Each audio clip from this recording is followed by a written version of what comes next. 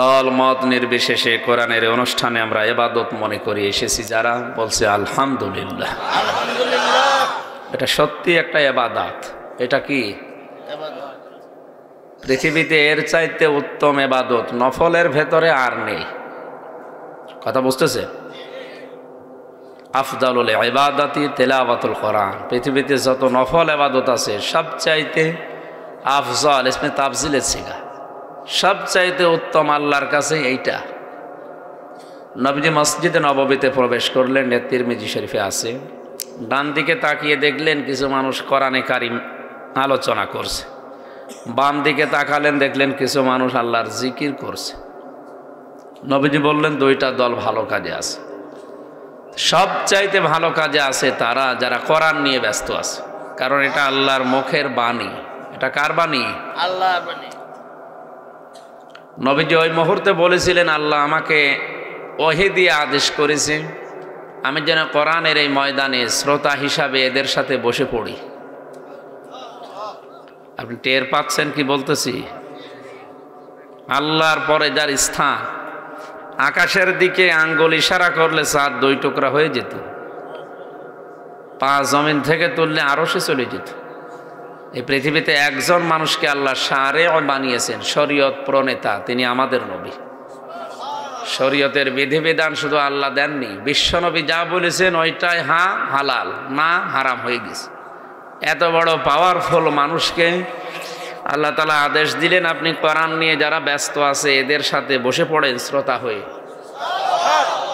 তাহলে গাজীপুরের এই কালিয়াকরের পাশ দিয়ে যদি নবী এখন যেতেন, বিশ্বনবী কোরআনের সম্মানে এই আলোচনা অনুষ্ঠানে শ্রোতা হয়ে আপনার পাশে বসে পড়তেন।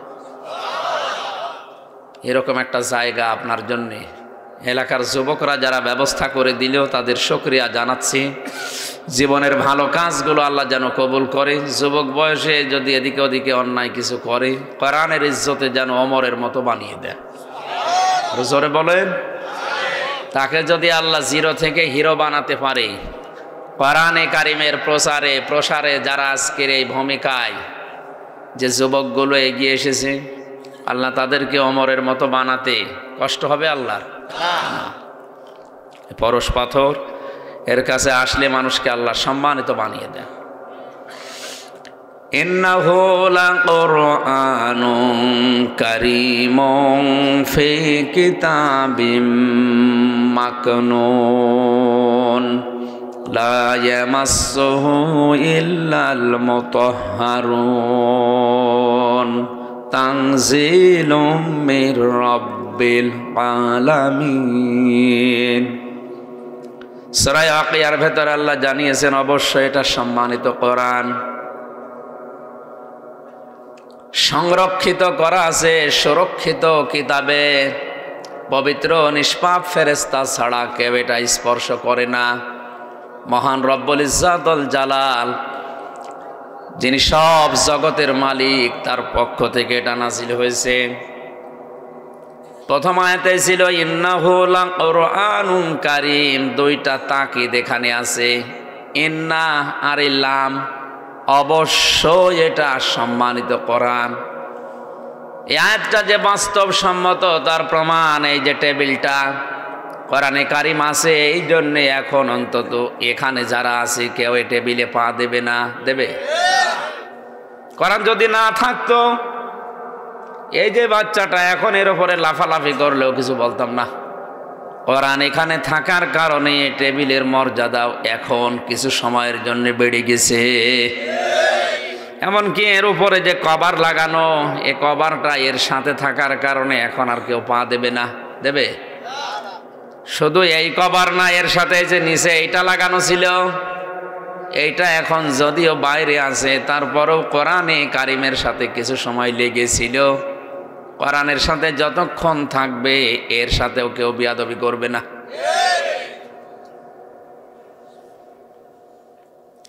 কত সম্মান বেড়েছে কিছু সময়ের জন্যে। যার সাথে লাগে তার সম্মান আল্লাহ বাড়িয়ে দেয়। ইন্না আনজালনাহু ফি লাইলাতিল কদর ওমা আদরাকা মা লাইলাতুল কদর। হে নবী, অবশ্যই আমার এই কোরআনকে আমি কদরের রাতে নাজিল করেছি। আপনি কি জানেন এটা কি? এই যে ওমা আদরাকা মা লাইলাতুল কদর, এই শব্দটা দেওয়ার কারণ হচ্ছে ইস্তেফহাম, প্রশ্নবোধক চিহ্ন দিচ্ছেন। এটা ইন্টারোগেটিভ সেন্টেন্স। হে নবী, আপনি কি জানেন? মানুষের তো কোনো বিবেক পায় না, জানে যে এখন আলোচনায় থাকে, এরপরও মানুষ কল দেয়।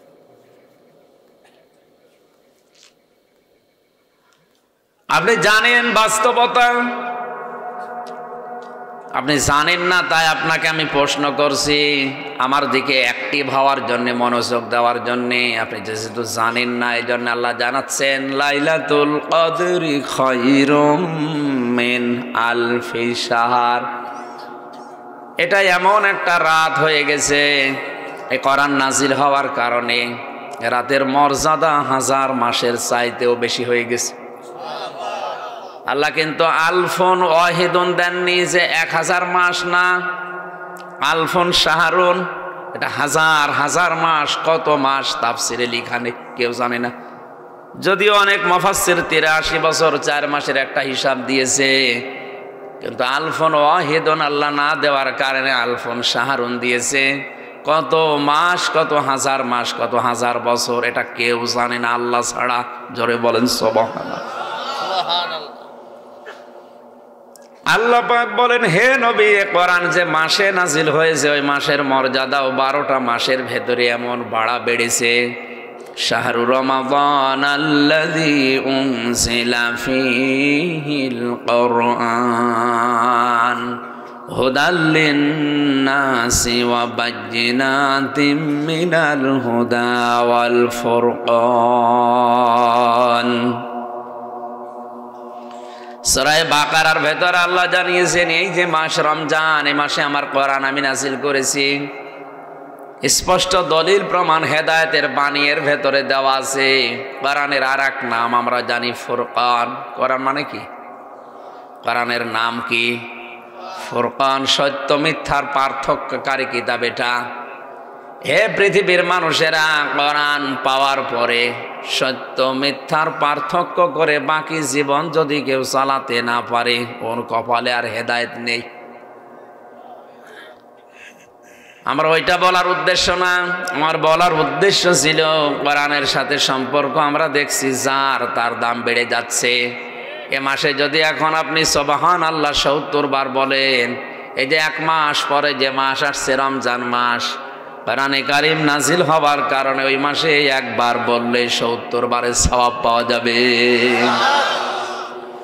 মাসের দাম, রাতের দাম যে ফেরেশতা নিয়ে এসেছে তার দামও বেড়ে গেছে। জিবরাইল যে জিনিসের কাছে যায় তারই দাম বেড়ে যায়। এখান থেকে শিক্ষা নেওয়া দরকার, এই কোরআন যদি আমাদের কাছে থাকে আমাদের মর্যাদাও বাড়বেই। কথা বলেন না কেন? ফি কিতাবিম মাকনুন, সংরক্ষিত করা আছে সুরক্ষিত জায়গায়। মাকনুন শব্দের শাব্দিক অর্থ হচ্ছে হাতের স্পর্শ ছাড়া। এখান থেকে কিছু মাসলা বের হবে, ভালো করে শোনেন। পৃথিবীতে 2টা জায়গা আমরা জানি হাতের স্পর্শ লাগে না। একটা হচ্ছে মায়ের জরায়ু, যেখানে সন্তান থাকে, আর একটা লৌহে মাহফুজ, যেখানে কোরআন ছিল। কথা বলেন না কেন? এখানে হাতের স্পর্শ আছে। বাবার স্ফলিঙ্গ দিয়ে দ্রুত গতিতে পানিটা বের হয়ে যাবার পর 20 লক্ষের উপরে এখানে সন্তান তৈরি হওয়ার ক্ষমতা থাকে 1 ফোঁটা বীর্যের ভেতরে। বিজ্ঞান জানিয়েছে এটা বাবার স্ফলিঙ্গ দিয়ে লজ্জা স্থান দিয়ে বের হওয়ার সঙ্গে সঙ্গে এটা মায়ের জরায়ুতে যাওয়ার আগে যে রাস্তাটা, সবগুলো যেতে থাকে মায়ের ওই জায়গাতে। যেতে যেতে অনেকেই জরায়ুর দেওয়ালের সাথে ধাক্কা লেগে পড়ে যায়। 20 লক্ষের ভেতরে হামজা শুধু একা ওই জায়গায় গেছে, বাকি 19,99,999টা শেষ।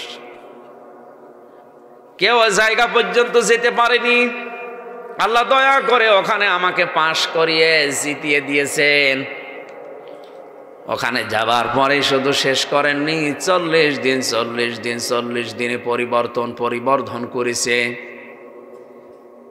ثم خلقنا النطفة علقة فخلقنا العلقة مضغة فخلقنا المضغة عظاما فكسونا العظام لحما ثم أنشأناه خلقا آخر ফাতাবারাকাল্লাহু আহসানুল খালিকিন।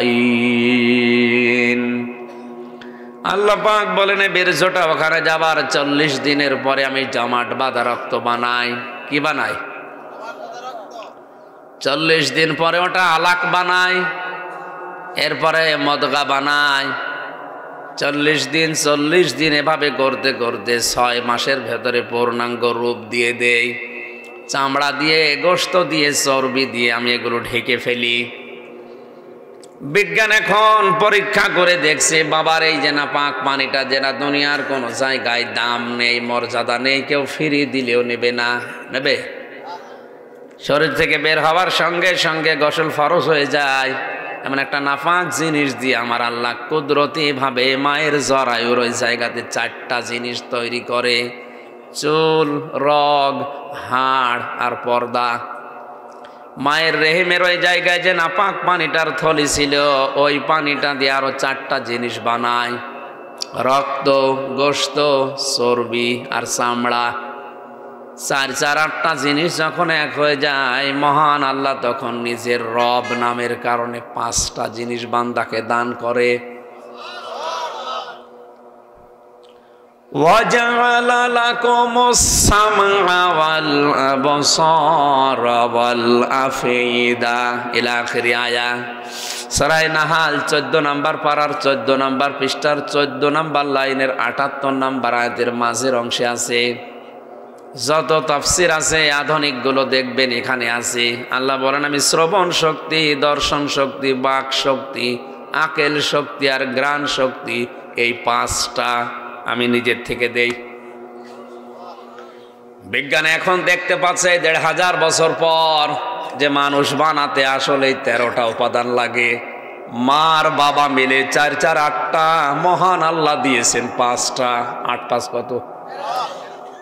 8 5 13টা জিনিস এক হয়ে যাওয়ার পরে তখন ক্ষুধার উদ্রেক হয়, ক্ষুধা লাগে মানুষের। বাইরের থেকে কোনো খাবার পাঠানোর পদ্ধতি নেই। এই জন্য আল্লাহ মায়ের মাসিক অসুখ বন্ধ করে নাভির সাথে সন্তানের লাভের তার জুড়ে দেয়। এই খাবারটা আল্লাহ পৌঁছায় ওখানে। 10 মাস 10 দিনের পরে বা এর আগে যখন বের করতে চান, আল্লাহু আখরাজাকুম মিন বুতুনি উম্মাহাতিকুম লা তা'লামুনা শাইআ। বাচ্চার আকারে আস্তে করে আমি আল্লাহ দুনিয়াতে ওকে বের করে আনি, যখন ওর কিছুই করার ছিল না, শুধু কান্না ছাড়া। দুনিয়াতে আসার পরে একটা আওয়াজ প্রথমে মানুষ দেয়, ওয়া। কি বলে? ওয়া। ওয়া মানে বাঁচাও। ওয়া মানে কি? দুনিয়াতে আসার পরে 2টা কারণে ওয়াও বলে মানুষ চিৎকার করে। 1 নম্বরে শয়তান গোতা দেয়, 2 নম্বরে দুনিয়ার একটা আলাদা জায়গায় আসে। মায়ের পেটের ভেতরে একটা আলাদা পরিবেশে পৃথিবীতে ছিল, দুনিয়ায় আর এক দুনিয়াতে আর একটা জায়গায় এসে এই পরিবেশে তখন ওয়াও বলে বলে আল্লাহ তুমি আমাকে বাঁচাও। আমরা মনে করি কাঁদতেছে। এই যে একেবারে বীর্য থেকে শুরু করে নিয়ে আসা পর্যন্ত কোনো হাতের স্পর্শের জায়গাতে নেই। এই জায়গাটার আরবি নাম কারারিম মাকিন। কি নাম? সুরক্ষিত জায়গা। আর একটা জায়গা আছে যে জায়গার নাম লাউহে মাহফুজ। আল্লাহ বলেন কোরআনে কারিম ওই জায়গায় ছিল লা ইয়ামাসসুহু ইল্লাল মুতাহহারুন। পবিত্র, নিষ্পাপ। মুতাহহারুনের অর্থ 2টা, পবিত্র, নিষ্পাপ। ফেরেশতারা একদিকে পবিত্র আর একদিকে নিষ্পাপ। এই 2টা চরিত্রের অধিকারী এ ফেরেশতারা আমার কোরআন স্পর্শ করে, অন্য কেউ স্পর্শ করতে পারে না। আপনি বলেন তো, এই যে কথাগুলো বলা হচ্ছে এ কোরআন কি এইটা? না। লা ইয়ামাসসুহু, এই যে হোর মারজা ইঙ্গিত কোন দিকে? ওই মাকিনের দিকে। ফি কিতাবিম মাকনুন, যেখানে হাতের স্পর্শ লাগে না। এ কোরআনে তো হাতের স্পর্শ লাগছে, না লাগছে না? যে কোরআনে কারিমে হাতের স্পর্শ লাগে না, ওই জায়গার নাম কি? আরো জোরে বলেন। হাই, মুতাহহারুন নিয়ে যদিও আলেমদের ভেতরে কিছু মতভেদ আছে, কিন্তু ফাইনাল সিদ্ধান্ত এই, আপনি যদি বড় নাপাকি না হয় আপনার শরীর, তাহলে ঈমান যদি আপনার ভেতরে এসে থাকে, আমি আবার বলছি মাসলাটা, যদি আপনার শরীরের কোনো বড় নাপাকি না থাকে, যেমন স্বপ্নদোষ হয়েছে, স্বামী স্ত্রীর মিলন হয়েছে, এরকম বড় কোনো নাপাকি যদি না থাকে, তাহলে কোরআন শরীফ আপনি ধরতে পারবেন। এটা আরবি আছে, এটা বাদ দিয়ে তাফসির লেখা আছে, ব্যাখ্যা করা আছে, বিশ্লেষণ তাফসির বিশাল আকারে, যে ভাষায় থাক, আমি কোরআন থেকে কোনো জ্ঞান নিতে চাই, আমার ওযু নেই, আমি ধরতে পারবো না, বিষয়টা এমন না। কথা বুঝতেছেন? সূক্ষ্ম একটা কথা আমাদের সমাজে ছড়িয়ে দিয়ে মানুষকে কোরআন থেকে দূরে রাখার একটা পায়তারা, এটা ইহুদি খ্রিস্টানরা বানিয়েছে। আমি আবার বলছি, যদি বড় নাপাকি থাকে আপনার শরীরে, তাহলে আরবি যেটা, ওটা আপনি ধরবেন না। তাছাড়া বাংলায় মনে করেন, ইংরেজিতে, আরবিতে, ফার্সিতে ব্যাখ্যা করা আছে, বিশ্লেষণ দেওয়া আছে, তাফসির করা আছে, আপনি ধরতে পারবেন না। তো আপনি জ্ঞান নেবেন কোন জায়গা থেকে? আর একটা মানুষের তো 24 ঘন্টার সব সময় পবিত্র হয়ে ওযু করে থাকাও সম্ভব না। এখান থেকে যারা মাসলা নিয়েছে যে ওযু ছাড়া কোরআন ধরা যাবে না, এই মাসলাটা ঠিক হয়নি। কিছু কিছু আলেমের মন্তব্যে মাসলাটা ঠিক হয়নি, তাহলে কোরআন থেকে মানুষকে এই কথা বলেন কেন? এই জন্য তো মিডিয়া আসতে দেয় না। বসেন, এখানে বসেন। এই ছেলে, কয়বার বলা লাগবে? বসো। যাক, যে যেখানে যায় যাক। মানুষ ওই দিকে তাকাচ্ছে তো কথা ভুলে যাবে, বাইরে যেয়ে তো গেবত করবে। যে গিয়ে বলে গেল, বুঝলাম না।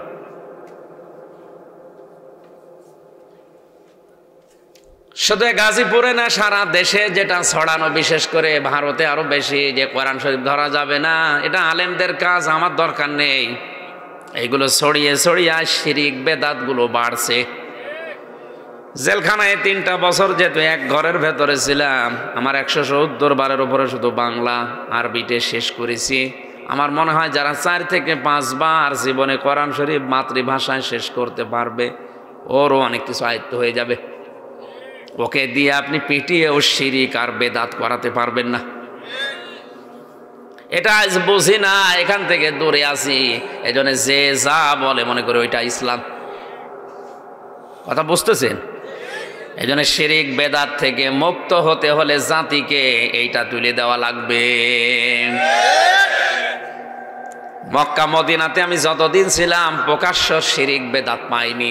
কারণ কি? ওরা জন্মের পরে কোরআন হাতে তুলে দেয়। কথা বলছে না কেন?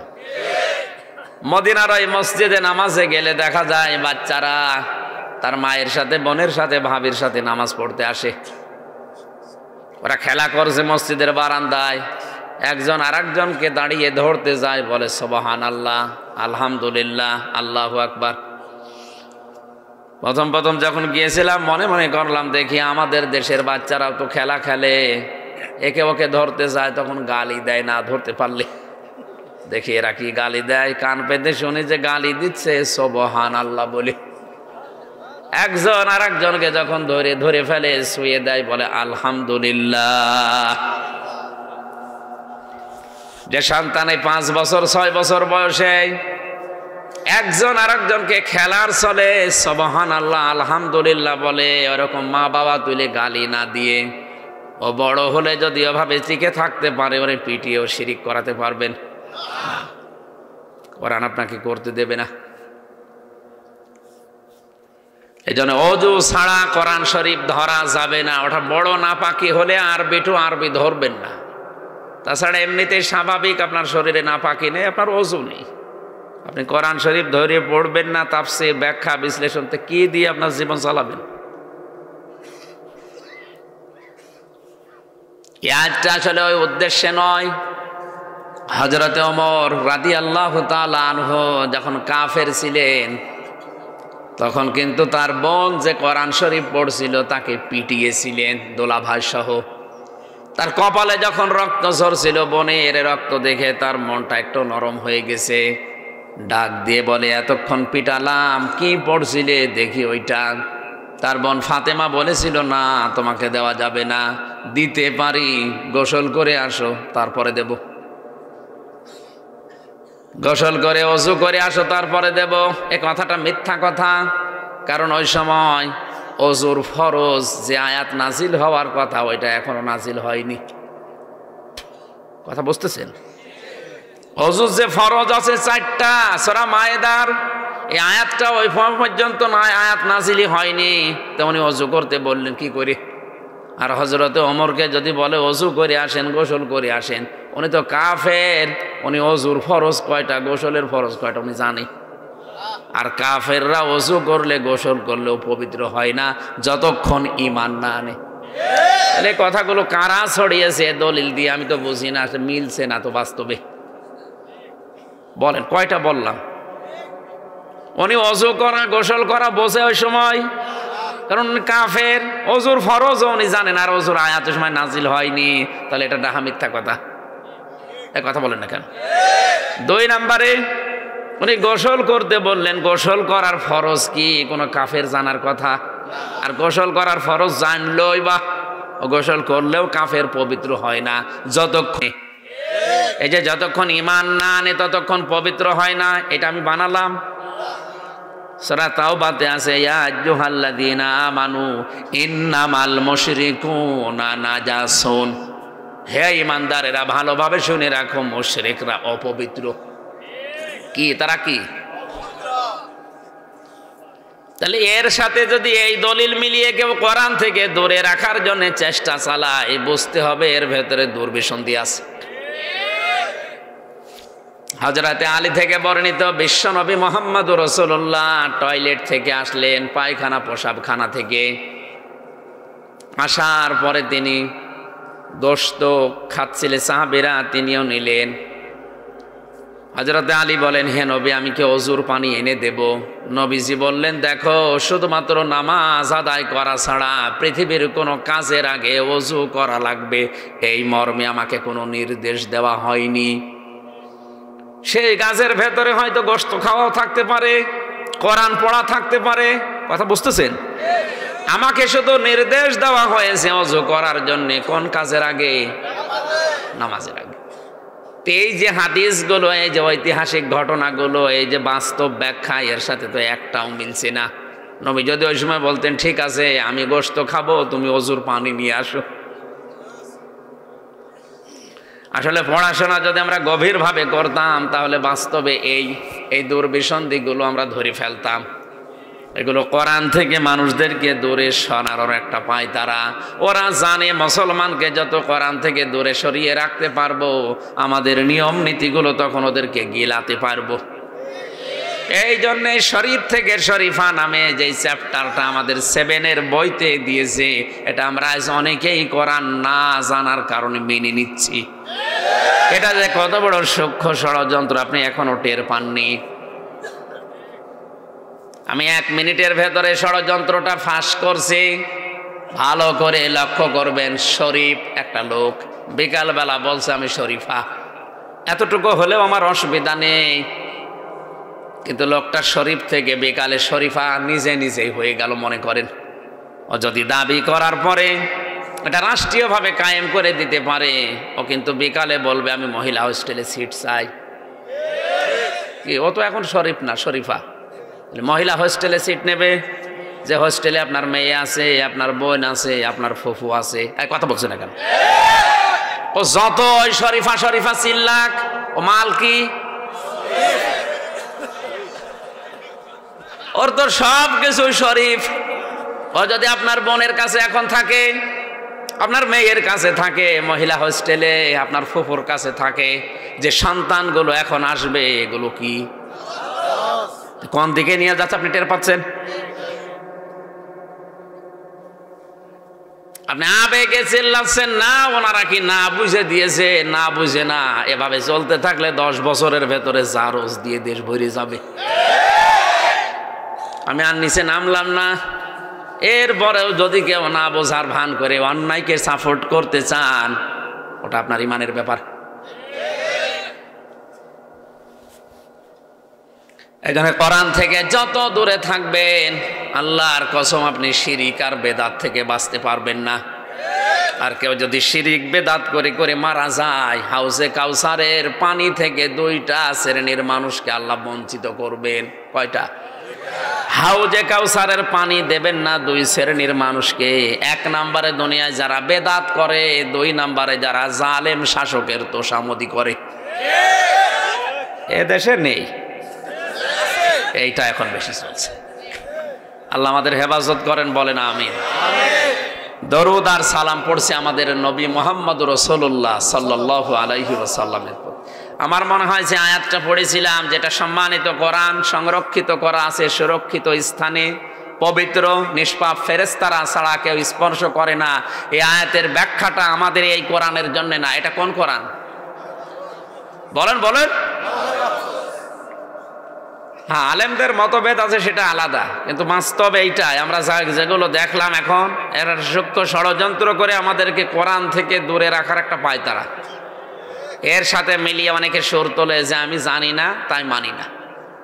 আপনি জানেন না কেন? কেউ কি দুনিয়ায় পেট থেকে জেনে আসে? সবাইকে জানা লাগে। এই জন্য তো প্রথম ফরজ ইকরা, যে জানো, পড়ো। প্রথম ফরজ কি নামাজ পড়ো, রোজা রাখো, কি পড়ো। ইকরা মানে পড়ো, ইকরা মানে বোঝো, ইকরা মানে জানো। 99টা অর্থ আছে ইকরার। আপনি বললেন আমি জানি না তাই মানি না, আপনি পার পাবেন না। কিছু মানুষ বলছে আমি জানার নাম ইসলাম না, মানার নাম ইসলাম। এটা আর এক শয়তানি। তা আপনি যদি নাই জানেন, কি মানবেন? জানা এবং মানা 2টাই ফরজ। কেউ যদি ইসলামের কোনো বিধান জানে কিন্তু মানে না, তার একটা গুনাহ হবে। কয়টা? কারণ জানার ফরজ তার আদায় হয়ে গেছে, মানার ফরজ আদায় হয়নি, এই জন্যে গুনাহ হবে কয়টা? আরো জোরে। কিন্তু আপনি জানেনও না, মানেনও না, পার পেয়ে যাবেন কখনো না। আপনি জানেন না, এটা আপনার অপরাধ। এটা কি অপরাধ? করলে তার জন্য কি শাস্তি? বলেন না কেন? তাহলে আপনি জানেন না, মানেন না, এ কথা বলে পার পাবেন না, আপনার শাস্তি ভোগ করা লাগবে। সূরা মুদ্দাসসির পড়েছি, এই কারণে 1 থেকে 10 আয়াত। এত আয়াত আমি তাফসীর মাহফিলে পড়ি না, সর্বোচ্চ 1টা হাফ আয়াত পড়ি। আজকে পড়েছি 10টা। সময় একটু বেশি আছে, আর কণ্ঠ যদি সাপোর্ট করে আমি ইনশাল্লাহ চেষ্টা চালাবো। 3 বছরের ভেতরে থেকে কল কবজা সব নষ্ট হয়ে গেছে। আর এই পরশুদিন একেবারে সেই ফরিদপুর থেকে ঝিনাইদহ লাইনে আসতে এই ট্রাকের সাথে ধাক্কা লেগে গাড়ি ভেঙে একেবারে ভেতরে চলে এসেছে। আর আমি যে পেছনে ঘুমিয়েছিলাম, উপরে যে পড়ে আমার এই পাটা মানে খুবই ছেঁচা লেগে অবস্থা খুব ভালো না। কারেন্টের হিট দিয়েছি, বরফ দিয়ে 1 ঘন্টা প্রায় ধরে রেখেছিলাম। পাওয়ারওয়ালা বড়ি খাওয়া লাগছে ব্যথার জন্যে। তারপরও মানে স্বাভাবিক না এখন। এই জন্যে মনে হয় কারা ছড়িয়েছিল যে উনি হাসপাতালে যায় অবস্থা, মনে হয় আর আসবে না। না, আমার অন্তত এতটুকুই সমস্যা না, মানে কণ্ঠ সাপোর্ট করে না। প্রতিদিন 1টা 2টা 3টা করে তো, ওই জন্য কণ্ঠটা সাপোর্ট করে না। শরীর যাই হোক, এখন আস্তে আস্তে স্বাভাবিক হচ্ছে, আর কিছুদিন গেলে ইনশাল্লাহ স্বাভাবিক হয়েও যাবে। কণ্ঠটা যেন আল্লাহ আগের অবস্থায় আবার ফিরিয়ে দেন। দরুদ আর সালামের পাঠের মাধ্যমে সূরা মুদ্দাসসিরের আয়াত থেকে আমরা আরম্ভ করছি। মুদ্দাসসির শব্দের শাব্দিক অর্থ হচ্ছে বস্ত্র গায়ে দেওয়া মানুষ, বা চাদর গায়ে দিয়ে আছে আমি এই যে এইরকম। এর ভেতরে 56টা আয়াত আছে, 2টা রুকু আছে, মক্কায় নাজিল হয়েছে। প্রথম আয়াত থেকে আমরা আরম্ভ করছি। তাফসীরুল কোরআন মাহফিল লিখে দিয়েছেন, খুব গুরুত্বপূর্ণ কিছু তথ্য আছে আয়াতের ভেতরে। আমরা বর্তমানের সাথে মিলিয়ে তাফসীর করব ইনশাআল্লাহ। জবান খুলে কোরআনের প্রথম 2টা আয়াতে আমরা পড়ছি। أعوذ بالله من الشيطان الرجيم بسم الله الرحمن الرحيم يا أيها المدثر قم فأنذر। আয়াত নাজিল হওয়ার প্রেক্ষাপট আগে জানা দরকার। কোন আয়াত থেকে তাফসীর শুনতে হলে আমি এর আগেও বলেছি, প্রথমে শুদ্ধ তেলাওয়াত করা লাগে, এরপরে মাতৃভাষায় ওর অর্থ করা লাগে, এরপরে ঐতিহাসিক প্রেক্ষাপট জানা লাগে, এরপরে বাস্তব শিক্ষা বলা লাগে, এরপরে ওই শিক্ষাটা বাড়ি নিয়ে যাওয়া লাগে। কয়টা? 5টা। আমরা শুদ্ধ তেলাওয়াত অন্তত যে যতটুকু পারি করলাম। প্রতিটি অক্ষরে অলরেডি আমাদের আমল নামায় আল্লাহ 10টা লেখি ফেরেশতাদের দিয়ে লিখে দিয়েছে। মাতৃভাষায় আমাদের যেহেতু বাংলা, অর্থ বলছে ইয়া আইয়ুহাল মুদ্দাসসির, হরফে নেদা দিয়ে আল্লাহ আরম্ভ করলেন, হে চাদরওয়ালা, কম্বলওয়ালা, বস্ত্র আবৃত ব্যক্তি, ওম আপনি দাঁড়ান, ফানজির মানুষদেরকে সতর্ক বাণী শোনান। এ পর্যন্ত থাক, পরে দেখছি কি করা যায়। বিশ্বনবী নবুয়ত পাওয়ার প্রথম আয়াত তার উপরে নাযিল হয়েছিল ইকরা। কি তাফসীর পড়তে গিয়ে আমি বাস্তবের সাথে মিলিয়ে যেটা পাচ্ছি, 3বার তাকে বুকে চাপ দিলেন যে পড়েন ইকরা। নবীজি বারবার বললেন মা নাবি কারি, আমি পড়তে পারি না। ফেরেশতা জিবরাইল 4বার যখন বললেন ইকরা বিসমি রাব্বিকাল্লাযী খালাক, নবীজি এবার জিবরাইলের সাথে 5টা আয়াত পড়েছিলেন, না পড়েন নাই? 5টা আয়াত পড়ার পরে জিবরাইলকে জিজ্ঞাসা করলেন, তুমি এতক্ষণ কেন বললে না বিসমি রাব্বিকাল্লাযী খালাক, যে রবের নামে পড়া লাগবে? খালি বারবার বলছিলে পড়ো পড়োতে, কি পড়বো, কার নামে পড়বো, এটা তো বলা লাগবে। এতক্ষণ যেহেতু বলো না যে রবের নামে, এই জন্য আমি পড়িও নাই। নবীজি উম্মতদেরকে শিক্ষা দিতে চেয়েছেন, আমার উম্মতেরা যার তার নামে পড়া যাবে না যতক্ষণ রবের নাম না আসবে। ওই যে প্রথম কথা ছিল, আল্লাহ আমাদেরকে আলাক থেকে বানিয়েছেন, জমাট বাঁধা রক্ত।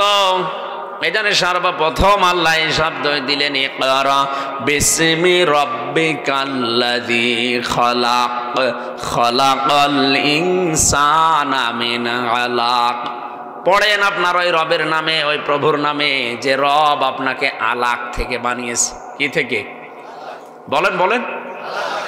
তাহলে আয়াত দিয়ে প্রমাণ হয় আল্লাহর নাম ছাড়া মুসলমানের জন্য নবীর উম্মত দাবি করলে পড়া জায়েজ নেই। পড়া লাগবে কার নামে? এটা যদিও রেকর্ড হচ্ছে, কালকে সারা দেশে ছড়াবে।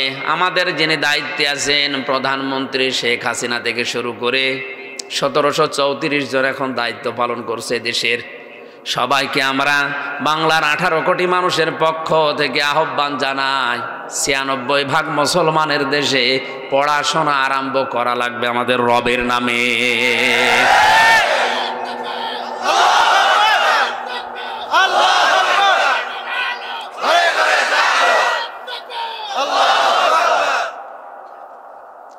এখানে শিক্ষা ব্যবস্থায় প্রথমে চালু করেন 1 থেকে মাস্টার্স পর্যন্ত 100 মার্কের আল্লাহর নামের কোরআন থাকবে, হাদিস থাকবে। আমার এই চোখে দেখা ওস্তাদ ওযু করছে, ছাত্র পানি ঢেলে দিচ্ছে পায়ে। আমি এইটাও দেখেছি বিশ্ববিদ্যালয়ে ওস্তাদ ক্লাস নিচ্ছে, ছাত্র জুতা দিয়ে পিটাচ্ছে, বলছে শালা তোরে মেরেই ফেলবো।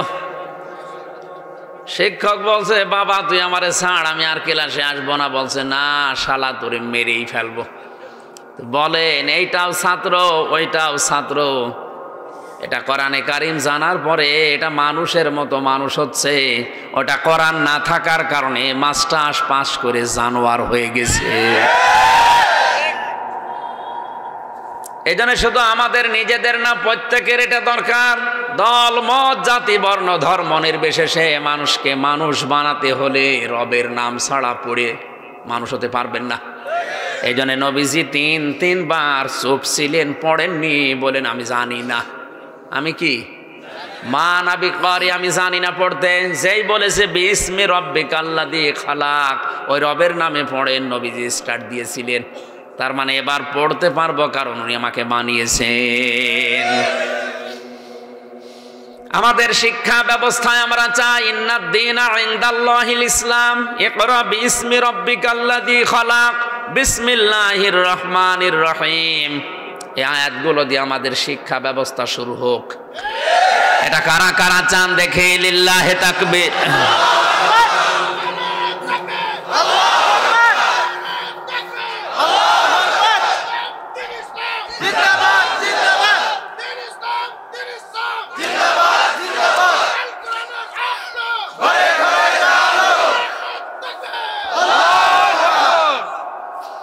এখানে একটা কথা বলার দরকার, শুধু তাই বলছে না, খুব গুরুত্বপূর্ণ একটা বিষয়।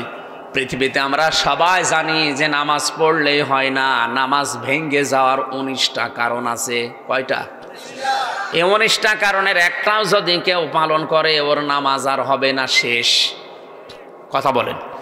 এখন যদি বলেন না আমি 18টা করেছি, একটা শুধু বাদ গেছে, আমার নামাজ বাদ হবে মানে? বলতে পারবেন? অজু করলে অজু থাকবে না, 7টা কারণে ভেঙে যাবে।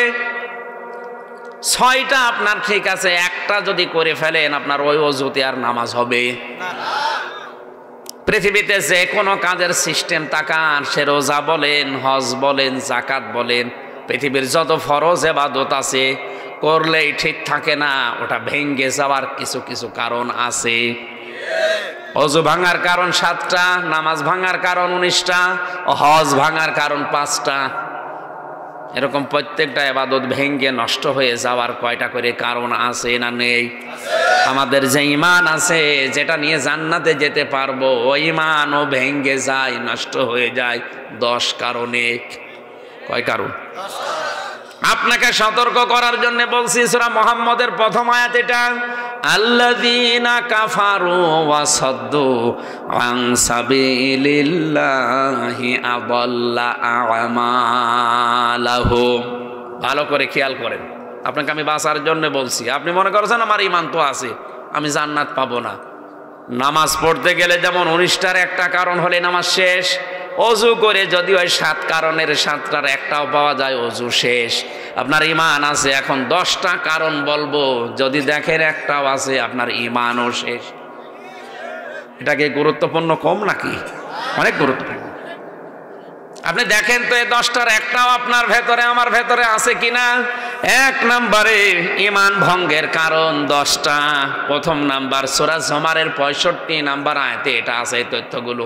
যেহেতু আমার আলোচনায় বিষয় না, আমি শুধু থিওরিগুলো বলে দিচ্ছি। মোবাইলে তুলে নেবেন, কাগজ কলমে লিখে নেন, বাড়িতে এসে মিলিয়ে দেখবেন প্র্যাকটিক্যাল লাইফে। 1 নম্বরে যারা শিরিক করবে তাদের ঈমান শেষ। 2 নম্বরে যারা কুফরি করবে তাদের ঈমান শেষ, নষ্ট হয়ে গেছে, ভেঙে গেছে।